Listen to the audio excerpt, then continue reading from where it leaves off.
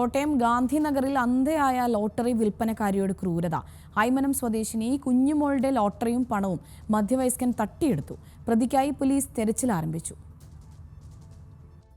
കഴിഞ്ഞ ദിവസമാണ് ലോട്ടറിയും പണവും തട്ടിയെടുത്തത്. ഗാന്ധിനഗറിൽ ലോട്ടറി കച്ചവടം നടത്തുകയായിരുന്ന അന്ധയായ കുഞ്ഞുമോളിൽ നിന്ന് ലോട്ടറി വിൽക്കാൻ സഹായിക്കാമെന്ന് അടുത്തെത്തിയയാൾ ലോട്ടറി തട്ടിപ്പറിക്കുകയായിരുന്നു. കുഞ്ഞുമോളുടെ സുഹൃത്തിന്റെ ഭർത്താവാണ് ലോട്ടറി തട്ടിയെടുത്തത്. ഇയാൾ മുൻപും ലോട്ടറി വാങ്ങി മറ്റുള്ളവർക്ക് വിറ്റ് പണം നൽകിയിരുന്നു. അത് വിശ്വസിച്ചാണ് ലോട്ടറി തട്ടിപ്പറിച്ചപ്പോൾ കുഞ്ഞുമോൾ എതിർക്കാതിരുന്നത്.